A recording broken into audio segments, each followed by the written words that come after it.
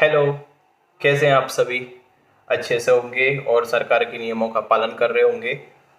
तो आज जो मैं ये वीडियो बना रहा हूँ तो मैं कुछ अपने बारे में आपको बताता हूँ कि मैं कहाँ से हूँ, क्या नाम है मेरा और कैसे मुझे ये पोस्ट मिली एसएससी स्टेनोग्राफर की, और क्या किया मैंने ऐसा कि जिस वजह से मैं सफल हो गया। जो मुझे चाहिए था, मुझे अभी ठीक है, मेरे लिए पर्याप्त सफिशिएंट है। मेरा नाम दिव्यांश बड़थरे है। मैं मध्य प्रदेश के एक छोटे से शहर शिवपुरी से बिलोंग करता हूँ और इंजीनियर हूँ। ग्वालियर से मैंने इंजीनियरिंग किया हुआ है।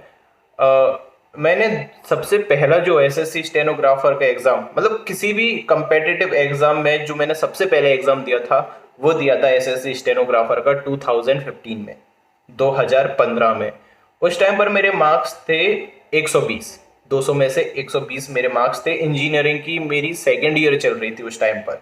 इंजीनियरिंग फोर्थ ईयर की होती है, उस टाइम पर सेकेंड ईयर चल रहा था, फोर्थ सेम था उस टाइम पर दिया था और एग्जाम मेरा क्लियर हो गया था। उस टाइम पर जनरल का कट ऑफ गया था, I think final cut off मुझे पता है 115 गया था final cut off skill test के लिए।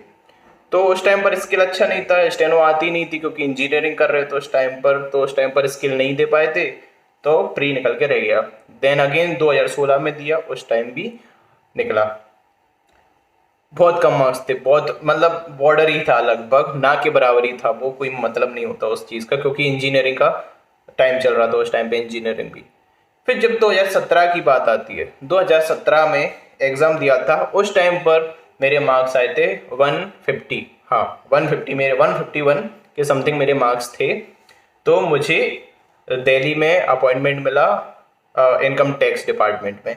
और ये इसके लिए मैं ये लाया हूँ, देखो ये आप इसको पढ़ सकते हो। ये ये नीचे सील लगा हुआ है प्रिंसिपल का, ये मुझे आया था। और मैं इसकी आपको एक दिखा भी देता हूँ ये अपॉइंटमेंट लेटर के बारे में। ये देखिए, ये लिखा हुआ है ऑफर ऑफ अपॉइंटमेंट, ठीक है, ये मुझे मिला था। तो जिन मतलब सभी को, जो लोग भी सिलेक्ट हुए हैं सभी को ये मिला है। तो इसकी शुरुआत कैसे हुई? क्या था कि मुझे सब कुछ करना अच्छा लगता है। मतलब मैंने कभी भी पढ़ाई की है, इतना सीरियस तरीके से नहीं किया कि मैं जो पढ़ाई कर रहा हूँ मैं पढ़ने के लिए मुझे नौकरी चाहिए उस वजह से मैंने पढ़ाई की। नहीं, इंटरेस्ट से। मुझे इंग्लिश बोलना अच्छा लगता था, इंग्लिश शुरू से ही मुझे पसंद है, इंग्लिश सीखना। जब मैं फर्स्ट ईयर में जब मैं गया इंजीनियरिंग करने के लिए, तो मैं हिंदी मीडियम से था, मुझे नहीं आती थी इंग्लिश, बिल्कुल भी नहीं आती थी मुझे इंग्लिश। उसके बाद जब इंजीनियरिंग में पहुंचा तो पूरा सब कुछ इंग्लिश में लिखा हुआ था, तो वहां से मुझे उत्साह मिला कि मुझे भी इंग्लिश सीखना चाहिए। और सबसे पहले मैंने एक बुक परचेज की थी, RP Sinha, how to translate into English. बहुत अच्छी बुक है वो, स्पोकन सीखने के लिए। आरपी सिन्हा की एक पुस्तक आती है, उससे मैंने पढ़ा, तो उससे जैसे तैसे धीरे धीरे मैं सीखता चला गया। जब 2015 का मैंने एग्जाम दिया था, तो उस टाइम पर ना मुझे जी के आती थी, रीजनिंग कर ली थी थोड़ी बहुत, क्योंकि आप भी अगर रीजनिंग करोगे, कभी भी आप रीजनिंग करोगे, आप आराम से 35 मार्क्स आराम से ले सकते हो बिना मेहनत के। सब कुछ सब हर कोई भी बंदा होगा, कोई भी स्टूडेंट होगा, कोई भी विद्यार्थी होगा, आराम से वो मार्क्स ला सकता है 35। देन अगर इंग्लिश की बात करूं तो इंग्लिश में वोकेबलरी बिल्कुल नहीं आती थी, क्योंकि स्पोकन में लिमिटेड मीनिंग्स होते हैं, उससे कोई आप ज़्यादा वोकेब नहीं कर सकते, लिमिटेड होते हैं। उसमें जो वोकेब आती है एसएससी में वो अलग ही आती है, तो वोकेब नहीं थी। ग्रामर अच्छी हो गई थी, ग्रामर अच्छी थी।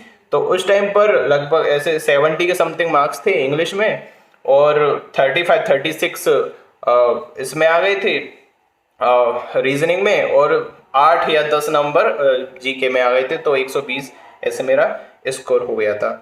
फिर 2016 में नहीं था, टाइम भी नहीं मिल पाया उतना, पेपर भी अच्छा खासा आया था, और क्योंकि जब धीरे धीरे ईयर्स बढ़ते जाते हैं तो कंपटीशन भी बढ़ता चला जाता है। फिर 2017 की बात करें तो उसमें थोड़ी अच्छी से पढ़ाई की मैंने, और बुक्स भी पढ़ी। जब मैं नेक्स्ट वीडियो बनाऊंगा तो आपको अपना पूरी बुक्स बताऊंगा कि मैंने कौन कौन सी बुक्स से कितनी कितनी पढ़ाई की है, आपको सब बताऊंगा। तो ये है कि आप भी अगर पढ़ाई करते हो तो आप, जैसे मैंने क्वेरीज देख रहा था, आप पूछ रहे थे कि सर PQRS कैसे बनेंगे। अगर देखो PQRS और कोई भी कॉम्प्रीहेंशन से रिलेटिव जितने भी हमारी ग्रामर है, जैसे कि कॉम्प्रीहेंशन जिसमें पैसेज आते हैं, पैसेज रीडिंग, क्लोज टेस्ट और PQRS, ये आपको टाइम के साथ ही आएंगे, इनकी कोई ट्रिक नहीं है। अगर आपकी वोकेबलरी बहुत अच्छी है, बहुत स्ट्रांग है, तो आप क्लोज टेक्स्ट आराम से कर सकते हैं। पैसेज, आपकी जितनी रीडिंग स्किल अच्छी है, अगर आप न्यूज़पेपर पढ़ते हैं रेगुलर, अगर आपकी इतना जरूरी नहीं है, स्टेनोग्राफर के एग्जाम में इतने टफ नहीं आते, आप करते क्या हो मैं बताता हूँ आपको क्या करते हो। जो सरल होता है पोर्शन उसको तो आप देखते भी नहीं हो। जैसे अगर आप क्लोज टेस्ट कर रहे हो और वो इजी है, आप बोलोगे अरे ये तो इजी है, ये नहीं कर रहा, फिर आप उठाते हो CGL मेंस के, जो कि मेंस, CGL का जो मेंस है बहुत अपर लेवल का होता है। और देखो ऐसा कोई नियम नहीं है कि अगर आप हाई लेवल की इंग्लिश करते हो, यदि आप उच्च स्तरीय की इंग्लिश करते हो तो आप निम्न स्तर में अच्छे मार्क्स ले आओगे। आप क्यों मेहनत करते हो फालतू में? अगर आपका ध्येय क्या है, SSC स्टेनोग्राफर है, तो आप CGL मेंस की इंग्लिश ना करें। मैं अभी भी आपसे बोल रहा हूं, आप डिमोटिवेटेड होगे, क्योंकि अगर आपने अभी अभी तैयारी चालू की है तो आप अगर 6 महीने या आप 1 साल भी अगर आपने तैयारी, 6 महीने से अगर आप तैयारी कर रहे हो और आप सीधा CGL मेंस पर जाओ तो वो आपके लिए अच्छा नहीं है, अगर आप हिंदी बैकग्राउंड से हो पहले से। तो मेंस पे वो चीज़ें आप पे बनेंगी, लेकिन धीरे धीरे धीरे धीरे टाइम, जैसे मैं 3-4 साल से एग्जाम दे रहा हूँ, तब जाके मैं इतना कैपेबल हूँ कि मैं अब कर सकता हूँ सारी की सारी चीज़ें। वो भी 100% नहीं है कि मैं पूरी ही सही कर दूंगा, ऐसा तो नहीं है। तो वो क्या है, धीरे धीरे ये जो क्लोज टेक्स्ट है आपके PQRS, आप किसी भी टीचर से पूछना, सब यही कहेंगे कि ये धीरे धीरे से जैसा आपका अनुभव एक्सपीरियंस होता चला जाता है वैसे ही आता है। जैसे शॉर्ट हैंड की बात हुई, अगर आप सोचोगे शॉर्ट हैंड 2 महीने में कर लो, 3 महीने में कर लो, तो आप नहीं कर सकते। 80 की शॉर्ट हैंड करने में आपको एटलीस्ट 5 से 6 मंथ लगेंगे, जब आप 80 की डिक्टेशन से लिख सकते हो। और अगर 100 की करना है तो आपको सब कुछ छोड़कर, अगर आपको 100 वर्ड्स पर मिनट की अगर डिक्टेशन करना है तो आपको सब कुछ छोड़कर, इंग्लिश मैथ सब कुछ छोड़कर, आपको लगातार नॉन स्टॉप 10 महीने कड़ी मेहनत करनी होगी। मेहनत क्या, वो तो प्रैक्टिस करनी होगी, तब जाके आप 100 की डिक्टेशन लिख सकते हो। कम से कम 10, अगर मैं अपने एक्सपीरियंस से बोलूं तो मुझे 1 साल लग गया था 100 की डिक्टेशन में पहुंचने पर। जब 2017 में मैं C के लिए क्वालिफाई हुआ था तो मेरा स्किल नहीं निकला था C के लिए, क्योंकि मेरा डिक्टेशन नहीं था, मुझे मिल ही नहीं पाए थे। 8 महीने थे तो 8 महीने में नहीं हो पाया था 100 का डिक्टेशन मेरे लिए। इस बार जो दिया था 2018 में, इस बार मेरा निकल गया था, C पे भी निकल गया। तो ये है कि आप करो अच्छे से, और अभी एकदम हौगा मत बनाओ। अगर आप अभी अभी आए हो इस फील्ड में, अगर आप बहुत पुराने हो, 2-3 साल से कर रहे हो, तो आप देखिए अब मैं कहाँ कमी रही। और जो भी आप जिस भी टीचर के यहाँ पे पढ़ रहे हो वो सब बेसिक सभी अच्छा पढ़ाते हैं, ऐसा कोई भी टीचर नहीं जो खराब पढ़ाता हो। सभी टीचर्स, सारे टीचर्स, आप घर पर, आप लोकल में जिसके इंस्टीट्यूट पे आप जा रहे हो, आप ऑनलाइन पढ़ रहे हो, सभी अच्छा पढ़ाते हैं, बशर्ते वो एक बार सिस्टमेटिकली आपको पूरा का पूरा सिलेबस कराते हैं। उसके बाद जो प्रैक्टिस होती है वो मेन इंपॉर्टेंट होती है, कि आप कचरा पढ़ रहे हो कि आप इंपॉर्टेंट पढ़ रहे हो। मेरा जो अनुभव है वो ये कहता है कि 80% SSC का रिपीट आता है, मतलब सेम एज इट इज नहीं आते, एज इट इज भी आ जाते हैं, लेकिन उससे मिलते जुलते जो ग्रामर के पोर्शन है वो भी आते हैं। तो आपको मेहनत करनी चाहिए 80% के लिए। अगर आपके 80% आ रहे हैं तो 8 दूनी 16, 160 मार्क्स ला सकते हो आराम से। जो मैंने आपको बताया था किरण की बुक और MB पब्लिकेशन की बुक, उन दोनों को अगर आप अच्छे से करोगे, सिस्टमेटिकली तरीके से करोगे, तो आप आराम से 160 मतलब 80 मार्क्स आप ला सकते हो इंग्लिश के अंदर। तो आप जहाँ पर भी पढ़ रहे हो, जितना भी, अब मैं इतना ग्रामर कवर नहीं कर सकता इसके ऊपर यूट्यूब चैनल पर। और सबसे बड़ी बात, धन्यवाद उस चीज़ के लिए बोलूँगा, 1000 से अब सब्सक्राइबर्स हो गए, आप लोगों का बहुत बहुत धन्यवाद। तो जितना मुझसे हो सकेगा मैं नॉर्मल आपको गाइड करता रहूँगा, और कोशिश करूँगा। अभी जो लॉकडाउन है तो बोर्ड है नहीं मेरे पास, लैपटॉप भी मैं सही नहीं करवा सकता, तो ऐसे ही स्क्रीन रिकॉर्डिंग करके मैं आपको वीडियो बना देता हूँ मीनिंग्स वगैरह की। और जो भी आपके सवाल हैं वो आप डाल देना कमेंट बॉक्स में, तो मैं उनके आंसर दे दूंगा। तो अच्छे से आप पढ़ाई कीजिए। और एक और बात बोलूँगा, बेमतलब की पढ़ाई मत करना।